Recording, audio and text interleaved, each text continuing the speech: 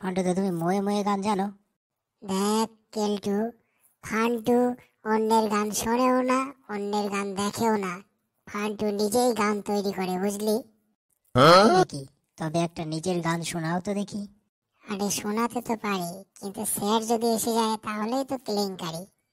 Sir আসুক না আসুক, তোমার গান শুনে মনে হয় ছাগল গরু চলে আসবে। এখনই মজা করছিস? তাহলে শোন আমার গান। তবে শোন, হ্যাঁ। আরে পড়ার কথা শুনলে পড়ে, পড়ার কথা শুনলে পড়ে, মাথায় করে যন্ত্রণা। পড়ার কথা বাদ দিয়ে কেউ বিয়ের কথা কেন বলে না? পড়ার কথা বাদ দিয়ে কেউ বিয়ের কথা কেন বলে না? সাব্বাস ফান্টুদা, সাব্বাস, একদম ফাটিয়ে দিয়েছো। সবাই চুপ কর রে, স্যার আসছে। পরে তোকে আরো গান শোনাবো, বুঝলি? আমার কাছে অজস্র গান আছে। ঠিক আছে ফান্টুদা, পরে শুনবো। Good morning sir. Good morning sir. Good morning sir. Good morning sir. Good morning, good morning. Boss boss, সবাই বস। শোন, তোদের আজকে আমি ইংরাজি ক্লাস নেব। সবাই ইংরাজিতে বলার চেষ্টা করবি কিন্তু, হ্যাঁ? ও আপনি একদমই ভাববেন না স্যার, আপনি শুধু প্রশ্ন বলুন, আমরা সবাই পটাক পটাক করে উত্তর দিয়ে দেবো, বুঝলেন কিনা? আরে ফান্টুদা, তুমি সত্যি সত্যি সব প্রশ্নের উত্তর পারবে তো? পারি আর না পারি সেটা বড় কথা নয়, বড় কথা হলো স্যারকে বুঝতে দেওয়া যাবে না, বুঝলি পাগলা? বাহ ফান্টুদা বাহ, তোমার জবাব নেই। তাহলে প্রশ্ন উত্তর শুরু করি, কি বলিস? করুন স্যার। কেলটু বল তো, আন্ডারস্ট্যান্ড মানে কি?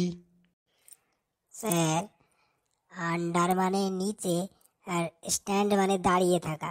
আন্ডারস্ট্যান্ড মানে হলো নিচে দাঁড়িয়ে থাকা। কি বললি? আন্ডারস্ট্যান্ড মানে নিচে দাঁড়িয়ে থাকা? গাধা কোথাকার, তুই উপরে দাঁড়িয়ে থাক। স্যার, গাধা ইংরেজি কি?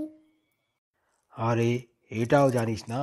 গাধা ইংরাজি হলো অ্যাশ। দেখেছেন স্যার, আপনিও ইংরেজি জানেন না। অ্যাশ মানে তো হলো ছাই। হ্যাঁ রে, আজ তো দেখছি খুব পাকামি মারছিস তুই। বল তো, পাকামি ইংরাজি কি? স্যার, পাকামি দুটি শব্দ নিয়ে গঠিত, পাকা আর আমি। পাকা ইংরেজি হলো রাইট, আর আমি ইংরেজি হলো মি। তো পাকামি ইংরেজি হলো রাইট মি। বাবা বাবা বাবা, তোর উত্তর শুনে তো আমার টিক্কি গরম হয়ে যাচ্ছে, যদিও আমার টিক্কি নাই। আচ্ছা রবি, বল তো, টেন্স কাকে বলে? এটা তো ইংরাজি ক্লাস, টেন্স নিশ্চয়ই একটা ইংরাজি শব্দ হবে। স্যার, টেন্স হলো একটা ইংরাজি শব্দ, যা ইংরেজি ডিকশনারিতে পাওয়া যায়। বাবা বাবা বাবা, বাঁধিয়ে রাখার মতো উত্তর। তুইও দাঁড়িয়ে থাক, গাধা কোথাকার। স্যার, আপনার দেখছি জেন্ডার সম্পর্কে জ্ঞানই নেই। কেন কেন, জেন্ডার সম্পর্কে জ্ঞান নেই কেন? স্যার, আপনি তো আমায় গাধা বললেন, আমি তো মেয়ে, আমি গাধা নয় গাধি হব। পড়াশোনার নামে নেই, আবার জেন্ডার নিয়ে পড়ে আছো নাকি? দাঁড়িয়ে থাকো তুমি। বল্টু বল, টেন্স কাকে বলে? স্যার, টেন্স হলো টেনের বহুবচন, প্লুরাল নাম্বার। যেমন স্যার, পেনের বহুবচন পেন্স, তেমন টেনের বহুবচন হলো টেন্স, বুঝলেন স্যার? হা হা হা হা, গুণধর ছাত্র আমার। তুমিও দাঁড়িয়ে থাকো, খুব সুন্দর বলেছ। মারু বলতো, নাম্বার কাকে বলে? স্যার, নাম্বার হলো দোষ গুণ বোঝানোর একক। কি বললি তুই? নাম্বার দোষ গুণ বোঝানোর একক?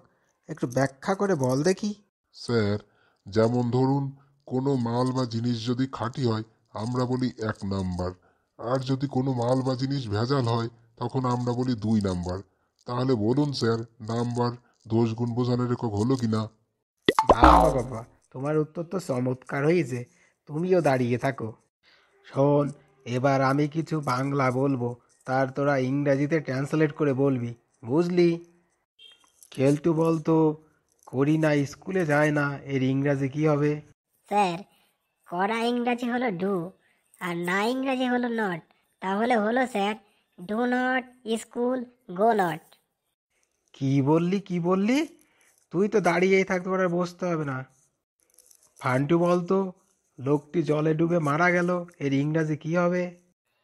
স্যার, এর ইংরেজি হবে দ্য ম্যান ইন দ্য জলে বুট বুট বুট বুট বুট বুট বুট বুট ডাই।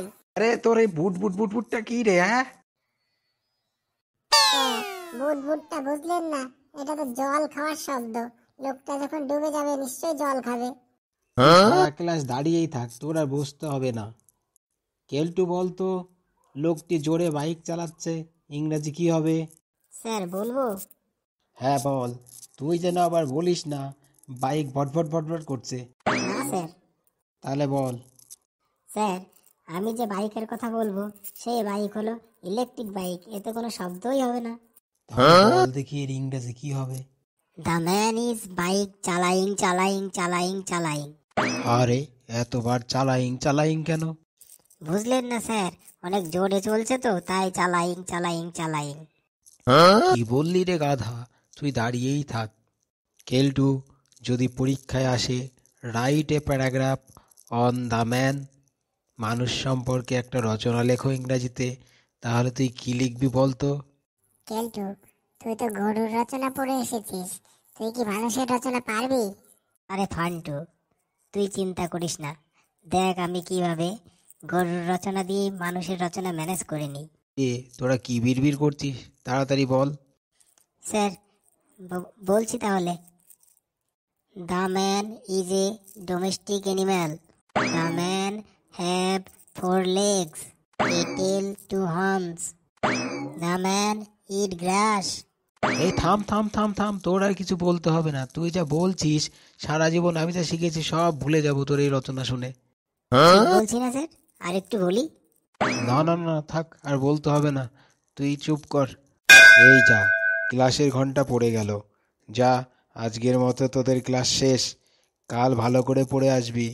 কাল কিন্তু সব প্রশ্নের উত্তর আমার চাই, না হলে কিন্তু খুব বিপদ।